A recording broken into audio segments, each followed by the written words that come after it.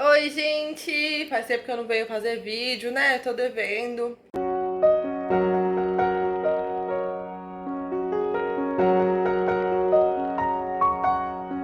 Bom, tem acontecido algumas coisas bem ruins na minha vida, como vocês podem ver nos vídeos anteriores, que eu já tô falando sobre o meu término de relacionamento, que é uma coisa muito difícil pra mim, porque eu tenho borderline e pessoas com borderline não gostam muito de separações, vamos dizer assim.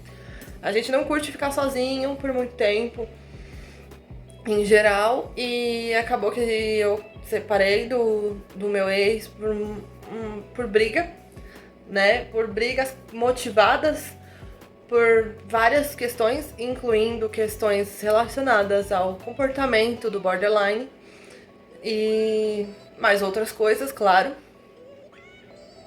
Então a gente se separou e foi bruto, foi abrupto, foi triste, foi estranho. Então eu tô sofrendo muito ainda com esse término, mesmo tendo passado 2 meses e alguns dias. Eu ainda tô sofrendo bastante e eu não tô conseguindo lidar com toda essa situação, tá bastante difícil pra mim.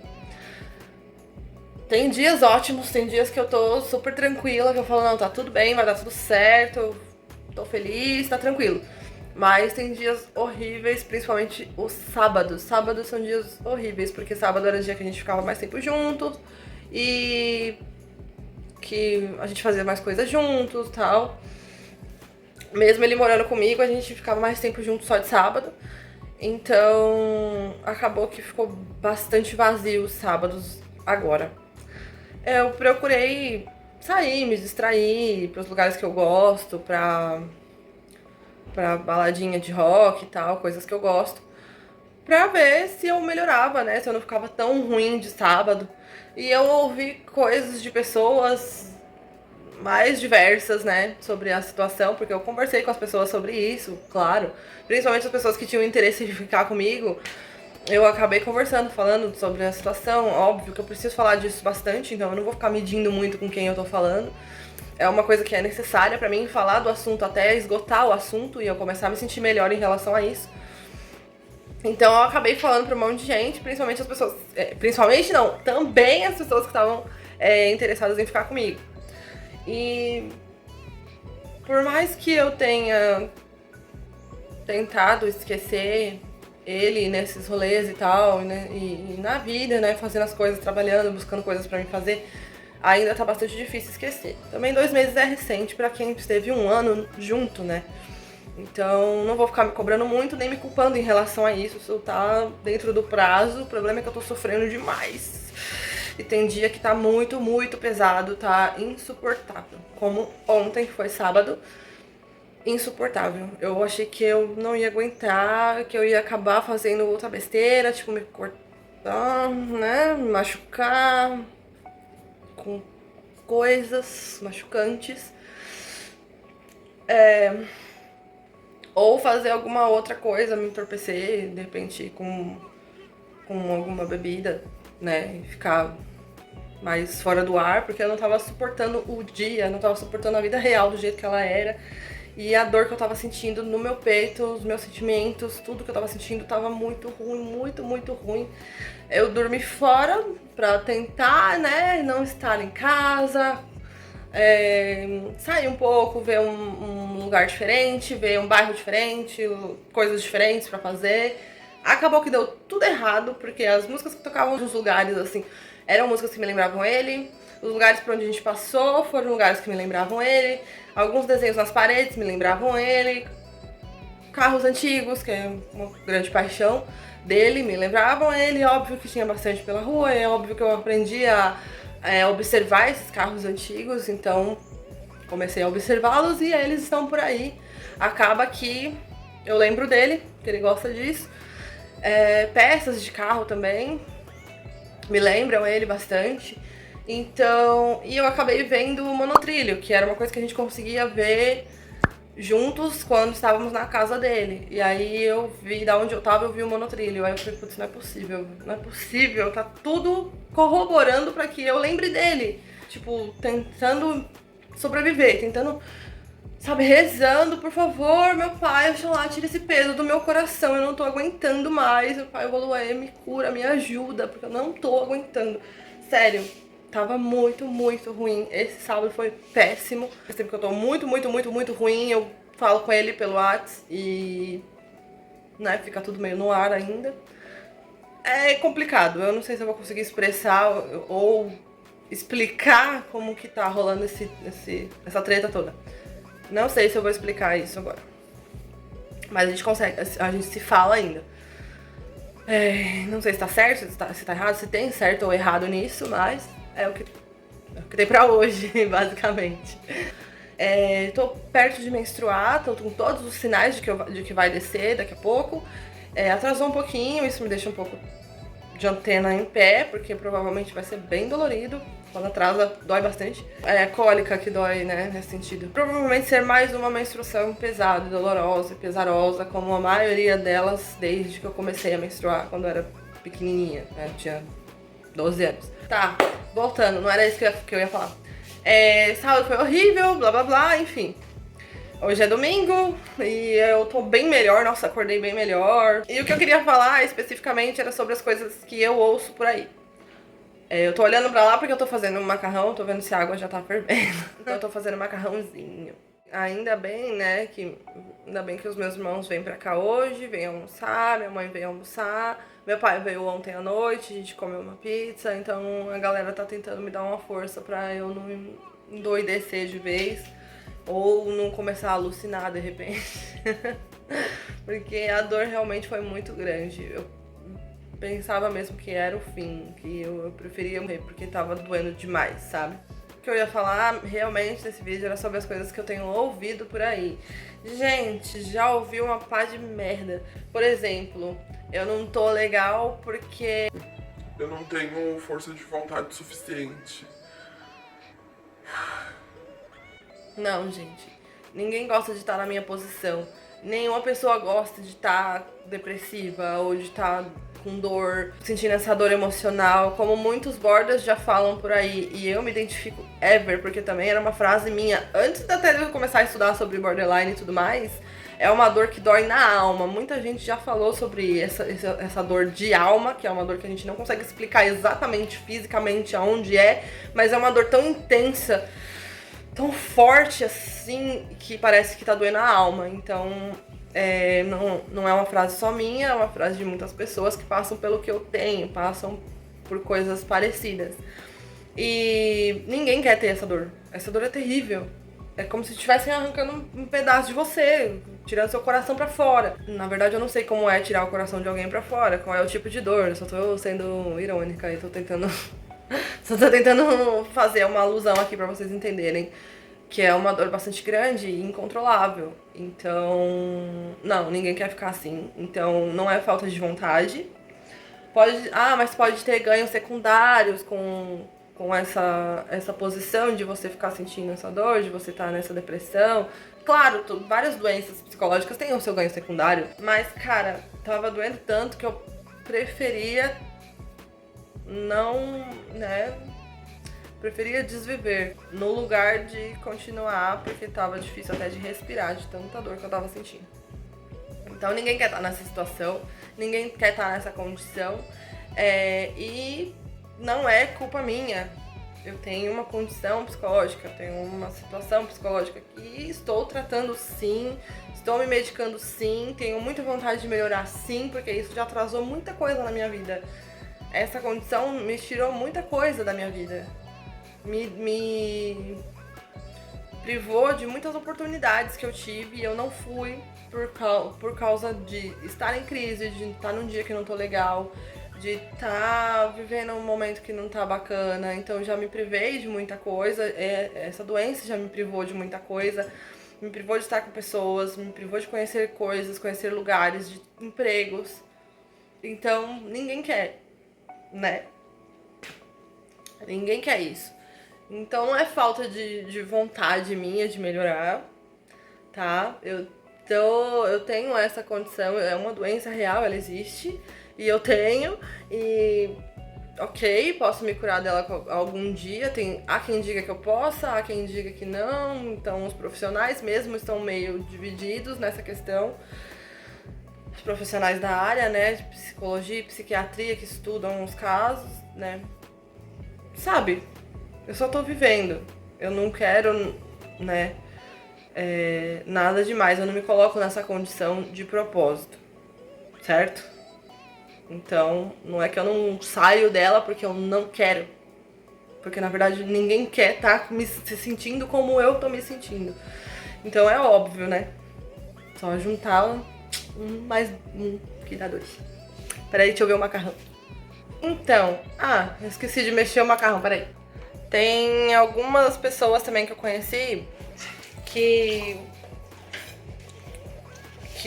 eu falei um pouco sobre mim, sobre meu border, meu jeito de ser, porque eu tenho medo também de espantar as pessoas quando começar a ficar zoada se a gente chegar a ter algum relacionamento longo, alguma coisa assim, que eu acho muito difícil, porque eu tô completamente fechada, né, pra relacionamento agora, tipo, não tô dando muita atenção pra quem tá me dando atenção, pra quem quer ficar comigo, já não, sabe, não tá rolando de eu dar vazão pra outras pessoas, abrir o meu coração, não tô conseguindo nutrir sentimentos por ninguém, por enquanto. Tô lavando a louça, a gente não repara.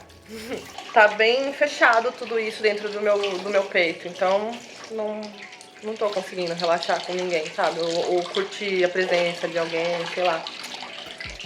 Tô nem aí. Mas, basicamente, não tô nem ligando pra quem tá ficando comigo e tal.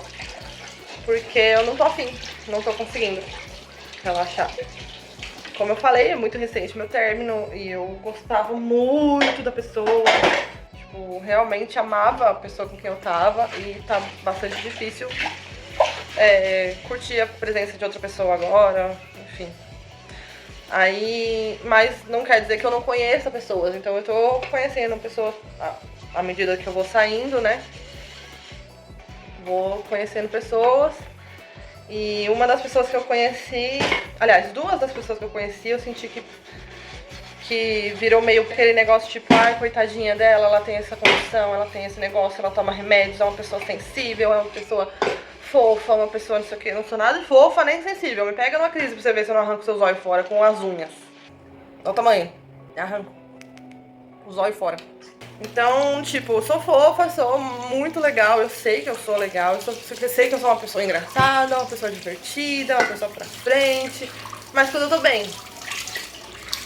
E eu acho que toda pessoa é legal quando tá bem, e quando não tá bem, ninguém consegue ser legal, né? Acontece. Teve uma pessoa que eu conheci também nesses rolezinhos, que foi uma pessoa bastante interessante, porque foi uma pessoa que se abriu pra mim de uma forma que foi extremamente sincera, sabe? A forma que a pessoa se abriu foi uma forma extremamente sincera e já falou que também tomava medicações e que achava sobre o mundo e tal, e que uma pessoa de esquerda que entendia os problemas do capitalismo na vida individual. Vamos lá, vamos ver se eu consigo explicar.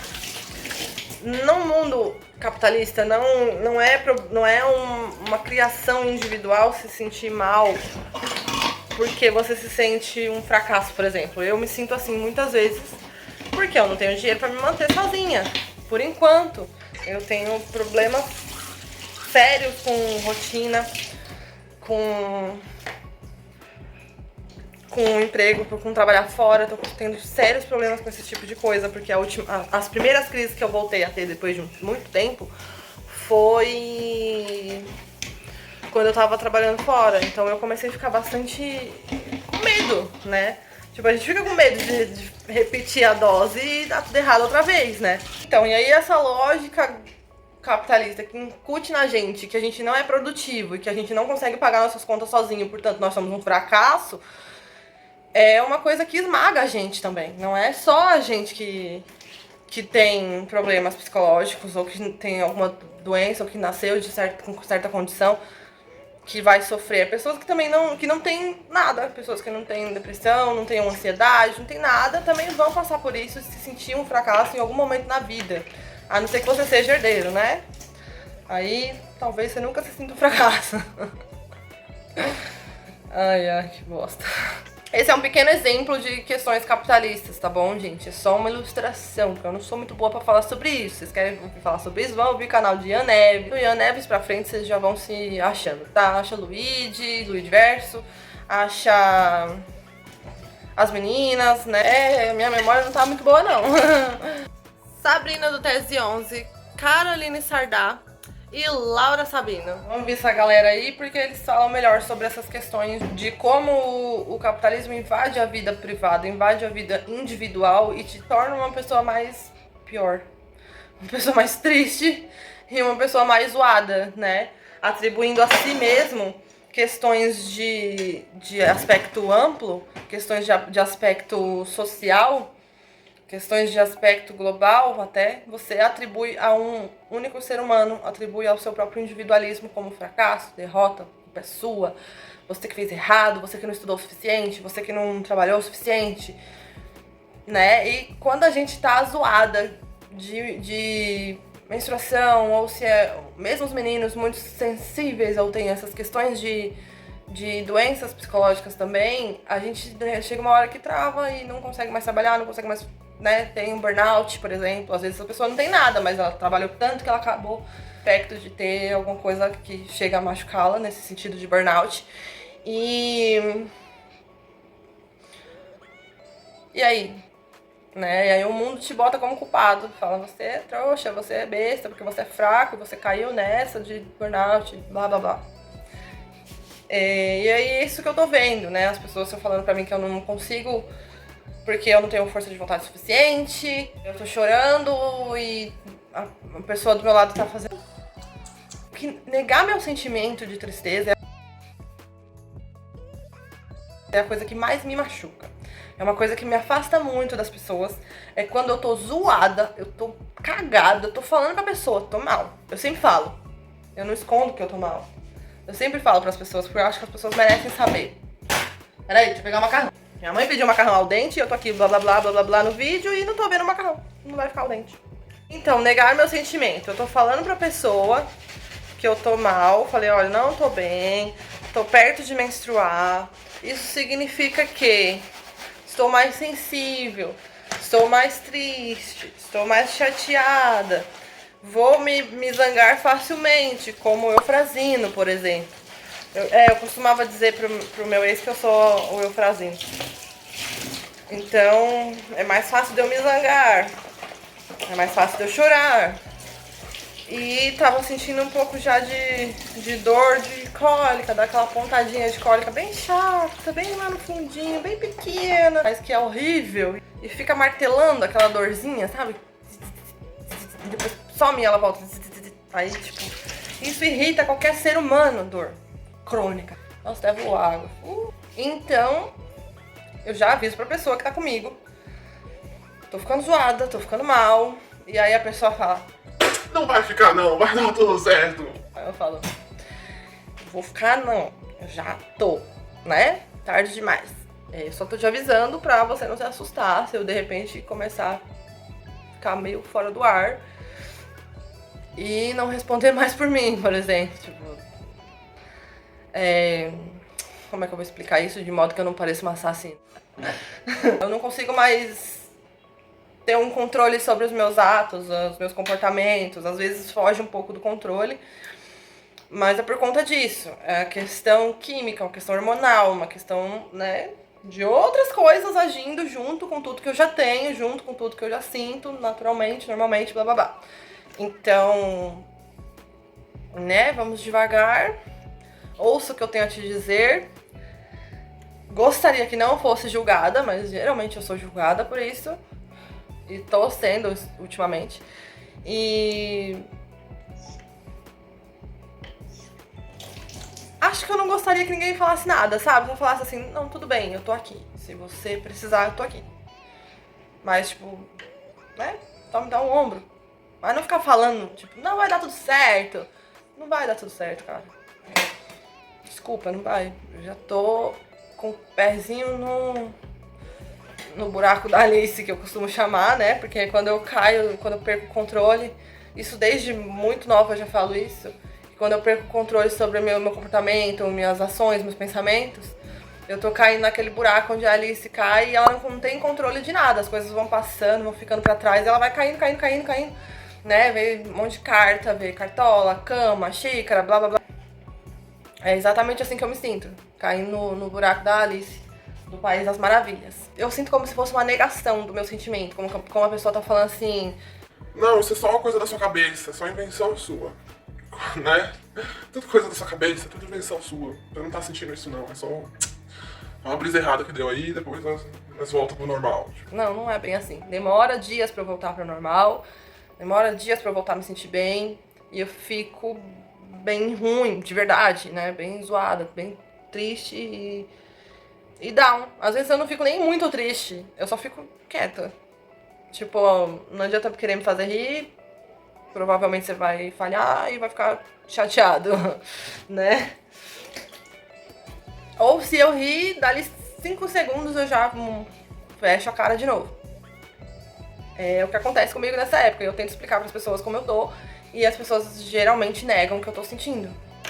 Isso me deixa muito chateada e me faz pensar muito se eu quero ficar próxima dessa pessoa novamente, porque se ela já não tá entendendo no início do nosso entrosamento, que eu tô tentando falar que não tá dando certo, então não vai... Daqui pra frente eu acho que não vai rolar nada de entendimento nesse sentido. Eu acho, não sei. Mas é o que eu sinto, então, né? Eu acabo me afastando já da pessoa, já nesse pequeno rolê. E eu já falo logo pra pessoa, se você tá me achando linda, maravilhosa, uma fofinha, uma gracinha, não sei o quê, porque border é uma gracinha, né? Borderline é fofo, nós somos fofinhos, uma gracinha, somos delicados e risonhos. E tipo, eu acho que também sou filha de Oxum, então isso acaba ajudando a eu ser uma fofinha, assim, como ela é fofinha, meu Deus.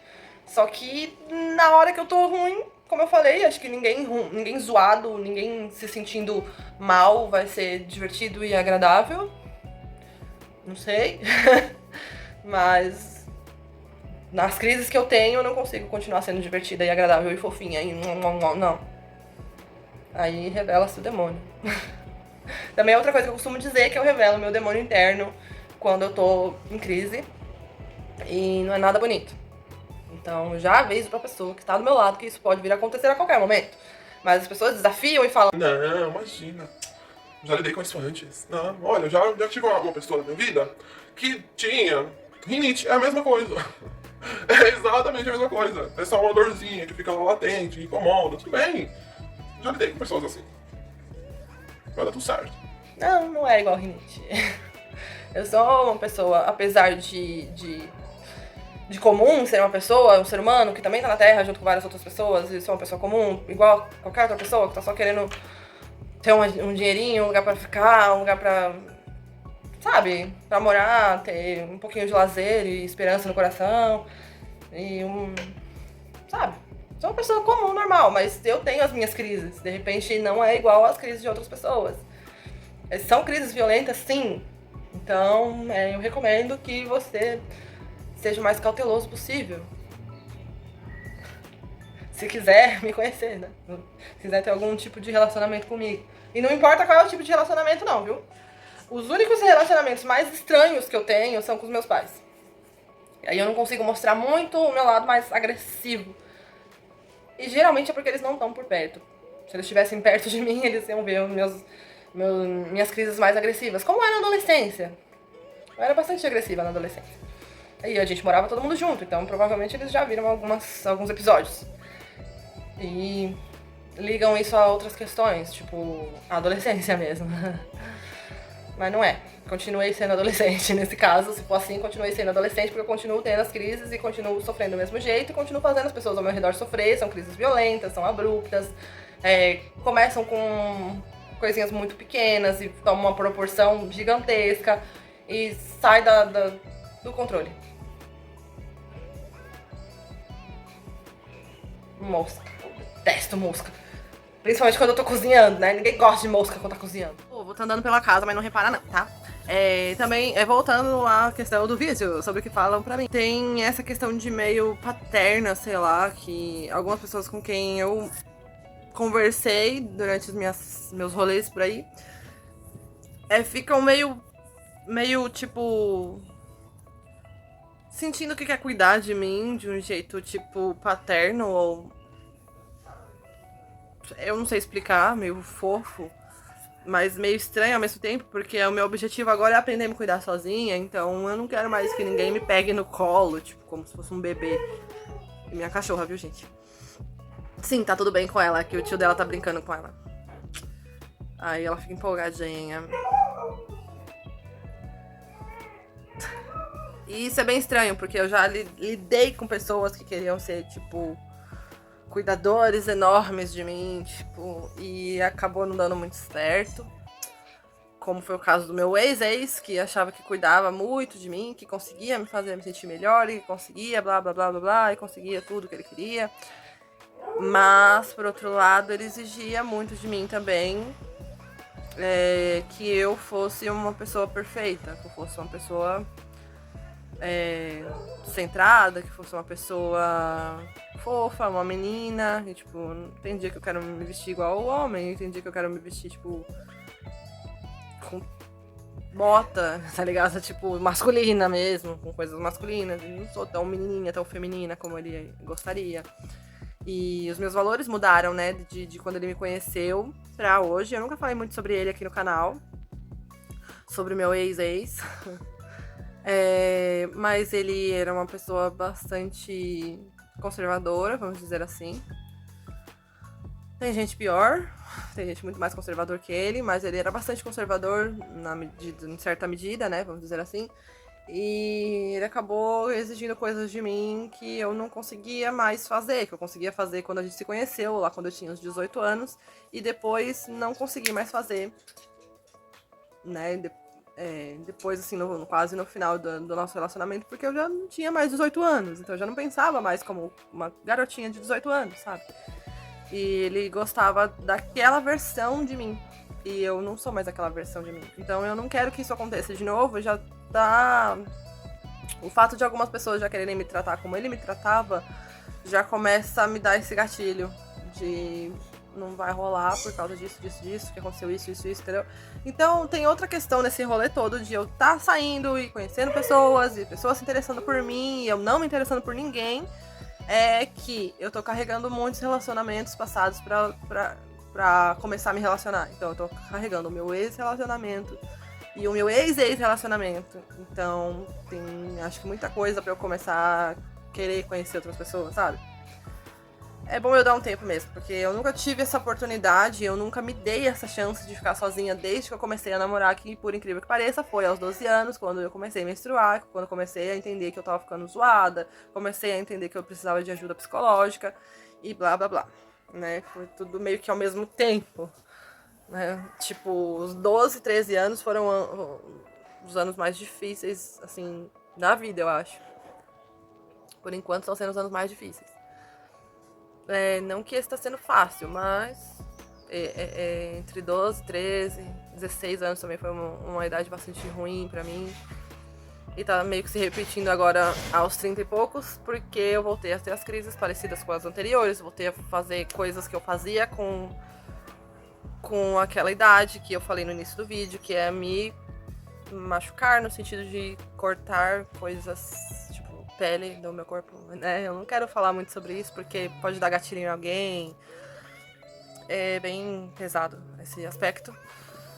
Então eu voltei a fazer isso, né? Agora com 30 e poucos. Então tá meio que repetindo o ciclo dos 12, 13, 16 anos. Mas espero que passe logo e que dê tudo certo. Como eu digo, tenho medo dos dias que eu perco a esperança, como foi ontem, sábado. Foi bastante terrível, como eu disse no início do vídeo. E tenho muito medo desses dias em que eu perco a esperança. Mas, graças ao Xalá, eu acordei hoje bem, né? Eu pedi para o Baluaê, pedi para os meus protetores, para os meus guias cuidarem de mim. E hoje eu acordei melhor, com esperança novamente. Então, tô bastante feliz. basicamente eu acho que é isso, gente, que falam pra mim. E eu tenho essa questão de, tipo, que falam, não, que falaram, né? Mas falam ao longo da vida, já ouvi várias vezes esses assuntos aí de individualização de algo que é coletivo e culpabilizar o indivíduo sobre coisa que é capitalista, que é do mundo. Então, é bem ruim. Então é isso, gente. Acho que é basicamente isso que me falam. Me falaram, me falarão. E se eu lembrar de mais alguma coisa, eu acrescento depois. Eu tô esperando as pessoas virem falar coisas que me fazem bem e que me deixam tranquilas. Em compensação, eu não tô aberta a ouvir essas pessoas ainda. É isso, é meio que uma treta interna. Mas sempre foi uma treta interna. Eu sempre me vi nessa treta interna, desde tão nova.